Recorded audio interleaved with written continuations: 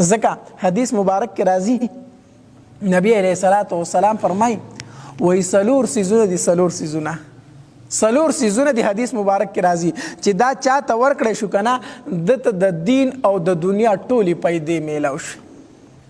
یو انسان ته صرف څلور څیزونه ورکړی شو که نه د دنیا او د دین څومره پیدې او ښېګړې چې دي هغه ټولې دته ورکړی شي. یو په هغې کې نبی علیه الصلاة والسلام فرمایي وایي هغه ژبه چې د الله په ذکر کې مشغوله وي، هغه ژبه چې د الله په ذکر کې مشغوله وي، هغه ژبه دا بهترین څیز دی. هغه ژبه چې په هغې باندې هر ټایم الله الله دا ذکر پې شروع وي. دویم نبی علیه الصلاة والسلام فرمایي هغه زړه چې شکر وباسي. ناشکره زړه دی دا ډېر بد څیز دی ښه، ځکه که دله په کروړو مال راشي او د دنیا ټول نعمتونه راشي خو چې زړه شکرګزار نه وي دی هېڅ نشته دی نه، هېڅ نشته دی نه. نو زړه شکرګزار دا چې چاته ورکړی شو که نه دته د دنیا او د دین ټولې ښېګړې میلاو شي. او دریم نبی علیه الصلاة والسلام فرمایي هغه بدن چې مشقت برداشت کولی شي، تکلیف برداشت کولی شي. ځکه بعضې سړی وي هغه ټول عمر د ایسیګانو د لاندې عادت چې معمولي غونته تکلیف پرې راشي دومره بړبکې وي چغې وي چې اسمان ته رسي. نه هغه بدن چې تکلیف برداشت کولی شي دا بهترین څیز دی ښه.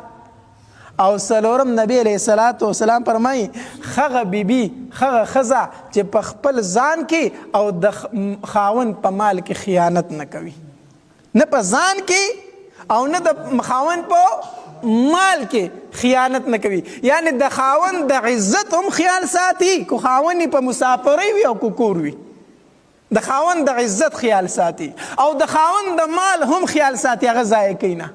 نو نبی علیه السلام فرمایي وایي دا څلور څیزونه چې چاته ورکړی شو که نه دته د دنیا او د آخرت او د دین ټولې پیدې میلاو شي. صرف څلور څیزونه په هغې کې یو څه شی دی هغه ژبه چې د الله په ذکر باندې لمده وي، هغه ژبه چې د الله په ذکر باندې څه وي لمده وي. نو ذکر ډېر زیات کوئ. کم ذکر کوئ؟ لا اله الا الله، لا اله الا الله. هغه موسی علیه الصلاة والسلام الله تبارک وتعالی په دربار کې درخواست وکړو که نه وی الله ما ته یو داسې کلمه وښیه چې زه یې کوم او د نورو خلکو نه یو جدا کلمه وي چې زه پې تا ته نږدې ډېر زیات شم. الله تبارک وتعالی ورته وفرمایل وی موسی لا اله الا الله وایه. څه وایه؟ نو موسی علیه السلام وفرمایل الله دا خو ټول خلک وي، دا خو ټول خلک وي لا اله الا الله. زه یو جدا ذکر غواړم چې صرف زه یې کوم او بل سړی نشي کولی. الله تبارک وتعالی وفرمایل وی ای موسی د دې نه بله بهترینه کلمه شته دی نه چې زه یې تا ته وښیم نو.